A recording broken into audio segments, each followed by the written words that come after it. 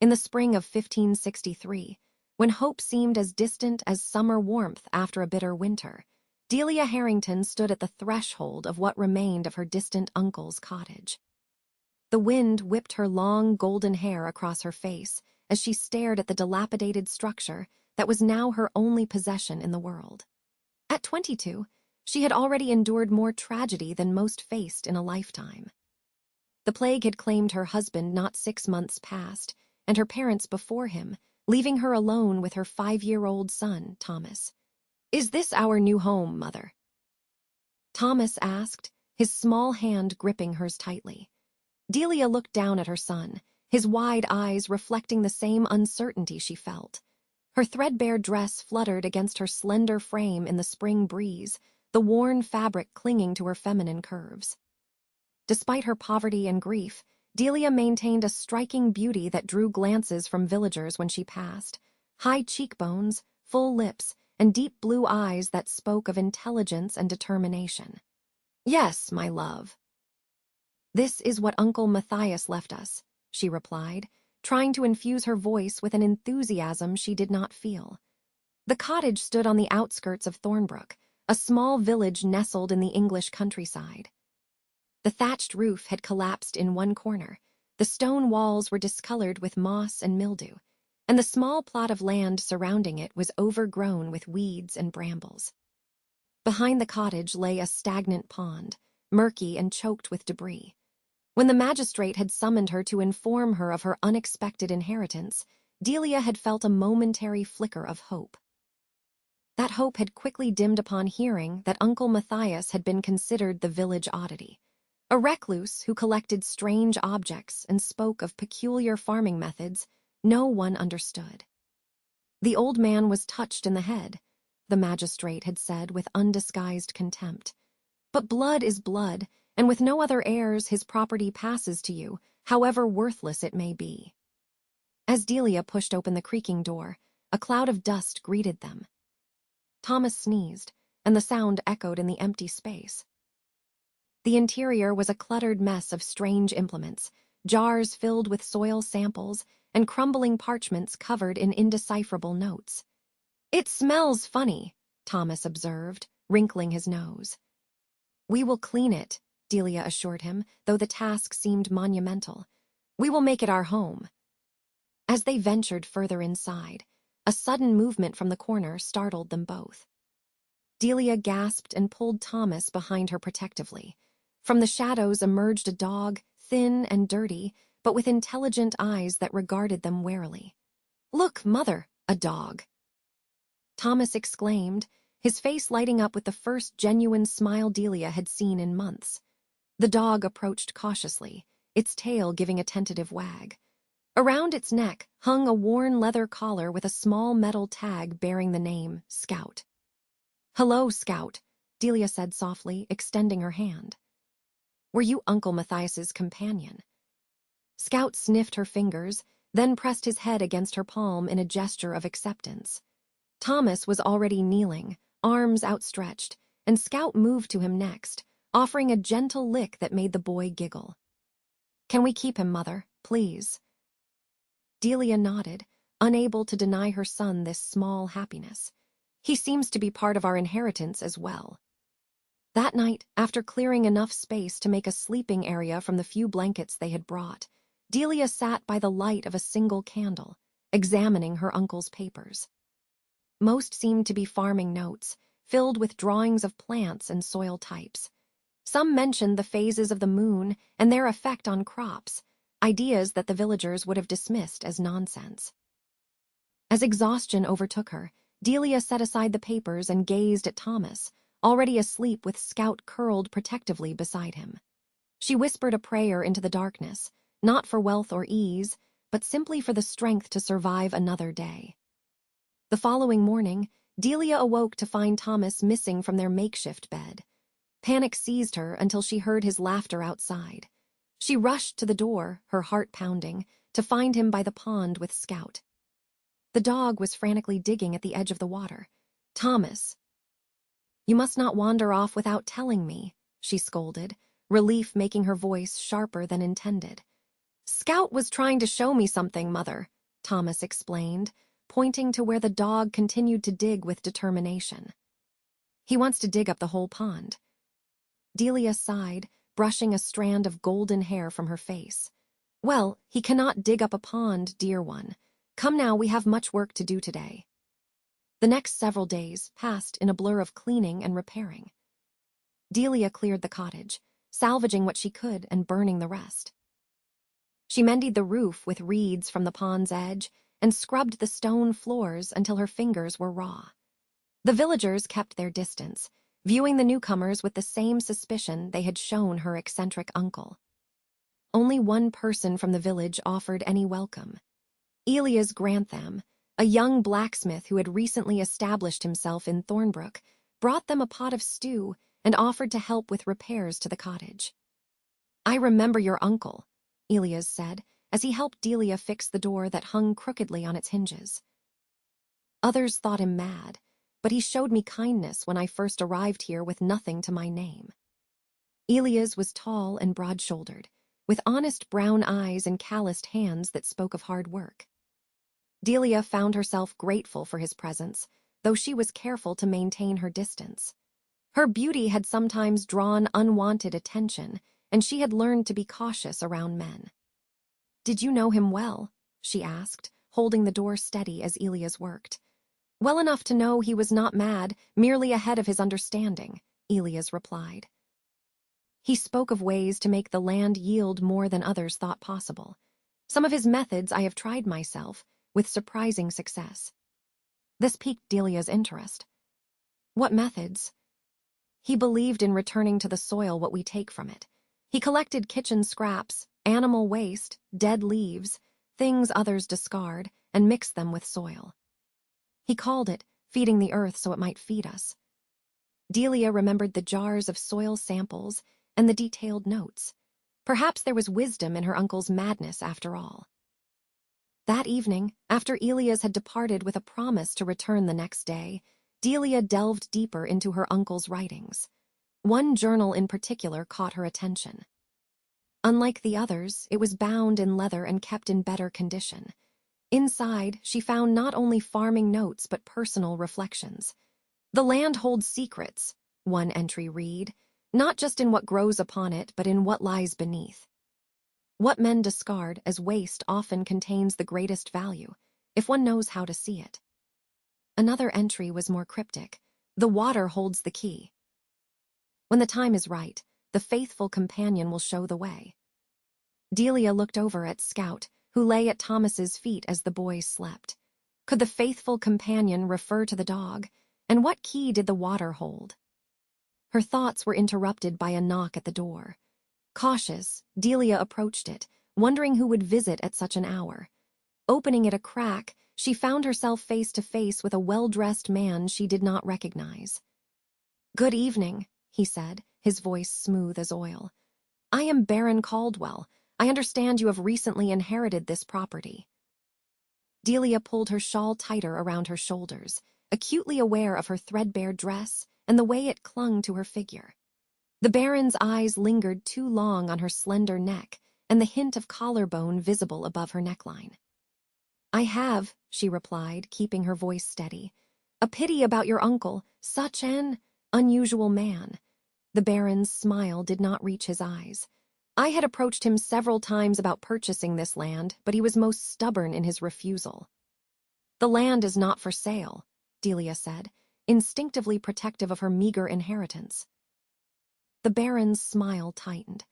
"My dear young woman, I do not think you understand. This plot has certain advantages for my adjacent estates.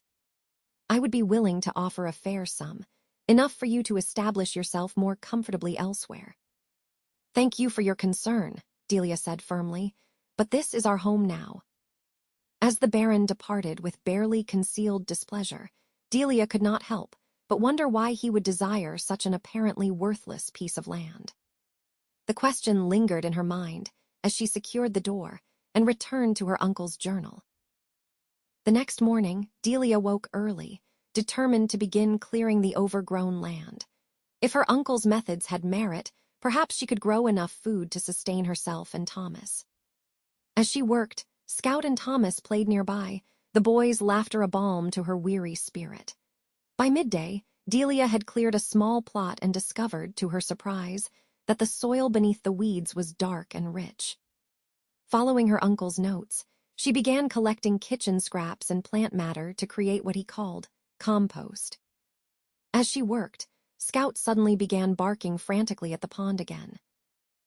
Thomas, excited by the dog's behavior, called to her. "Mother, Scout wants to show us something in the water."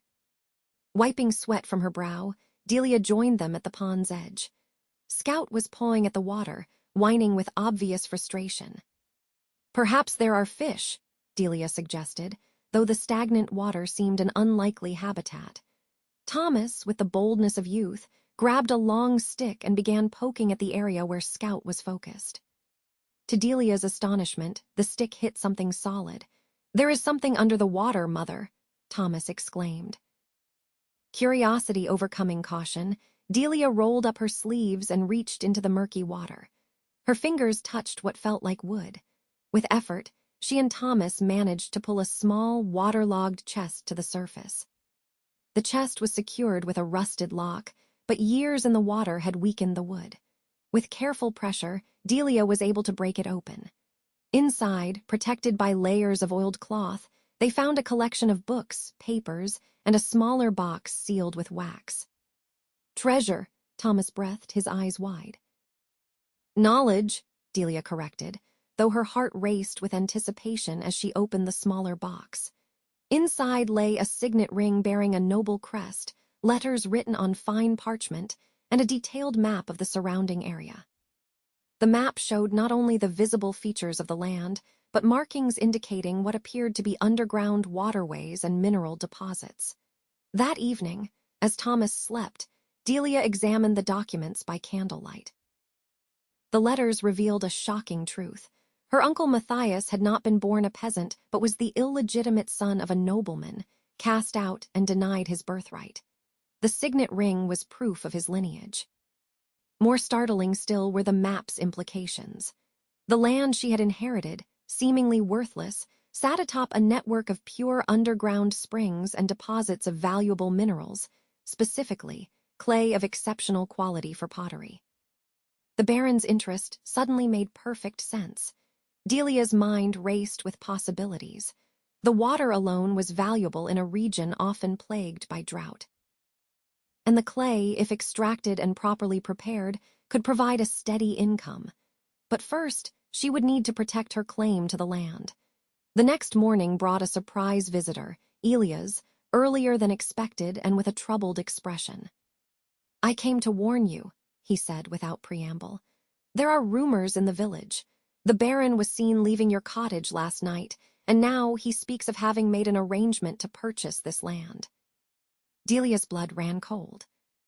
"He lies. I refused his offer." Elias nodded grimly. "I believed as much, but you should know he has influence with the magistrate. Without proof of your inheritance, you may be vulnerable."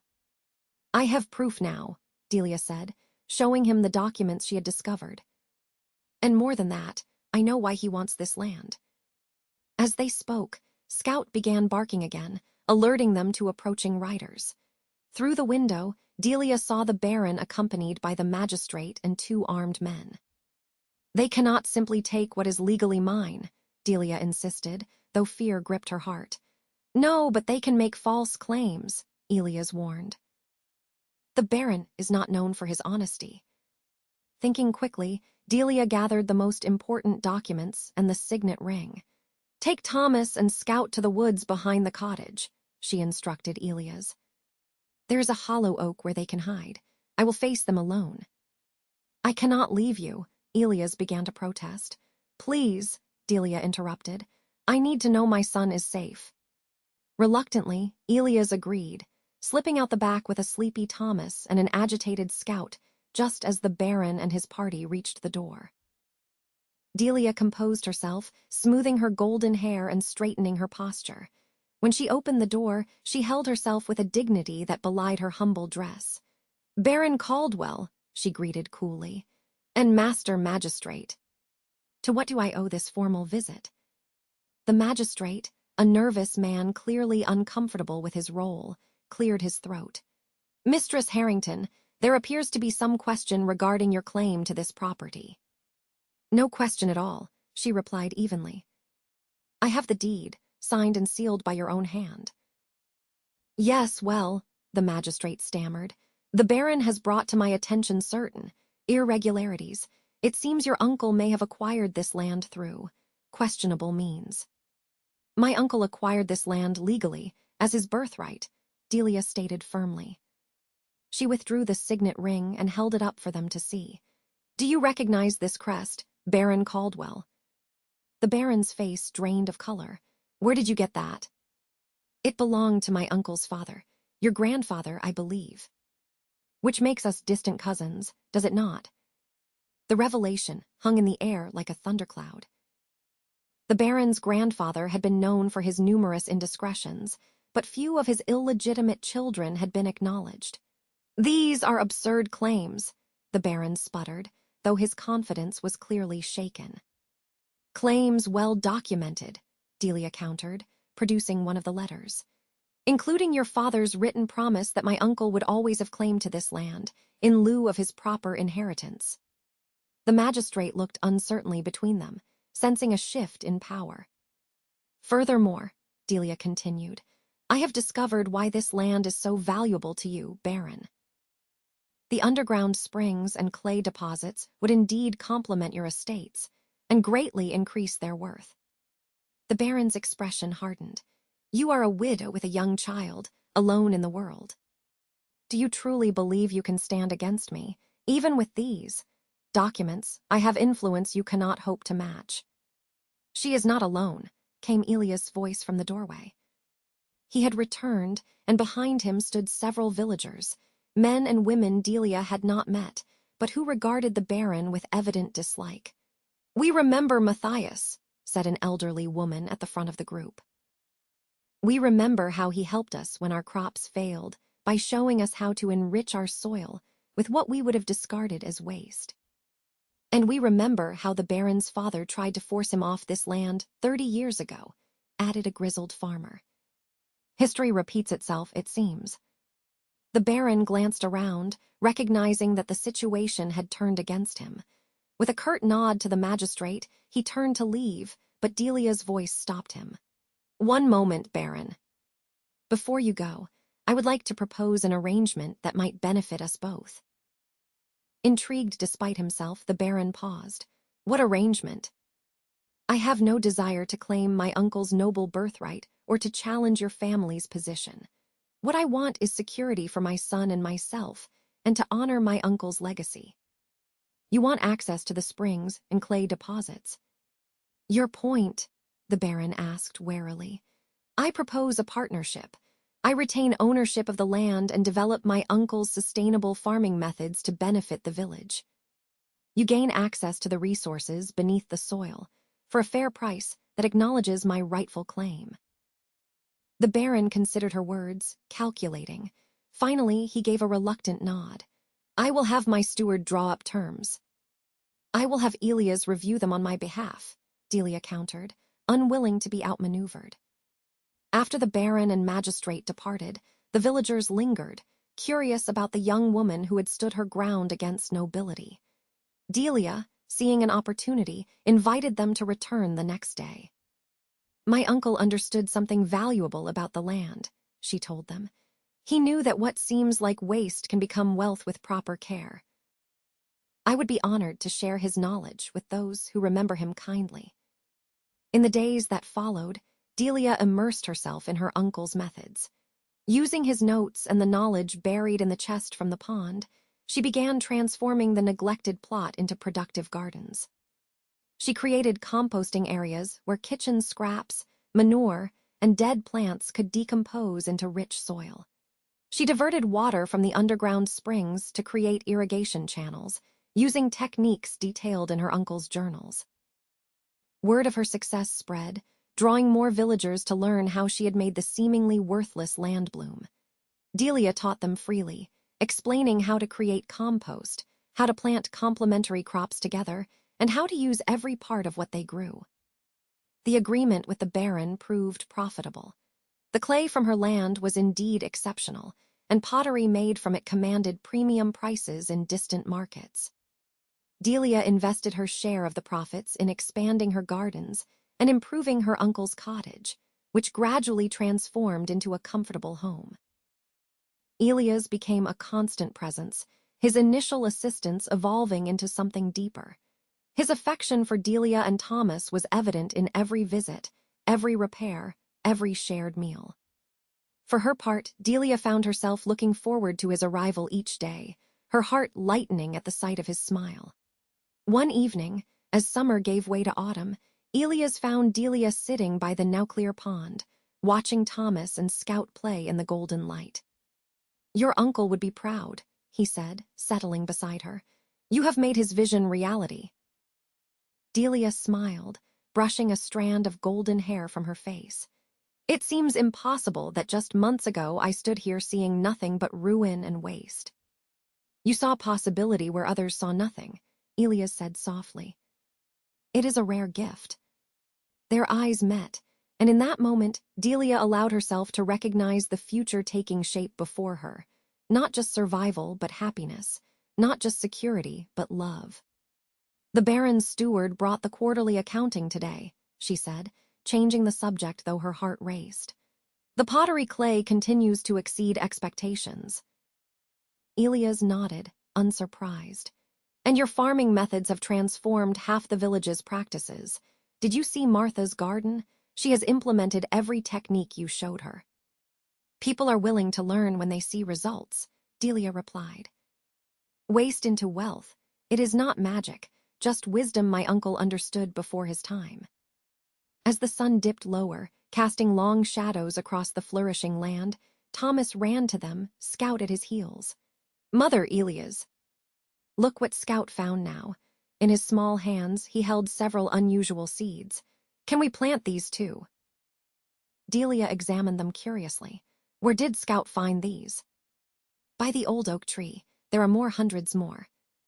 The three of them, followed by the excited dog, went to investigate. At the base of the ancient oak, partially exposed by recent rains, lay a cache of seeds carefully stored in sealed clay pots, rare varieties that Matthias had collected and preserved. "Your uncle truly left you a fortune," Elias marveled. "These rare seeds alone are worth more than gold to the right buyers." Delia smiled, watching as Thomas carefully gathered more of the precious seeds. "He left me knowledge far more valuable than gold. How to create abundance from scarcity, how to find value in what others discard, how to build a life from ruins." That winter, as snow blanketed the countryside, Delia completed her transformation of the cottage. What had once been a dilapidated hovel was now a warm, comfortable home with sturdy walls, a sound roof, and windows that let in abundant light. The gardens lay dormant under their covering of snow, but in Matthias's restored workshop, Delia prepared for spring, organizing seeds and planning new growing areas. The village of Thornbrook had changed as well.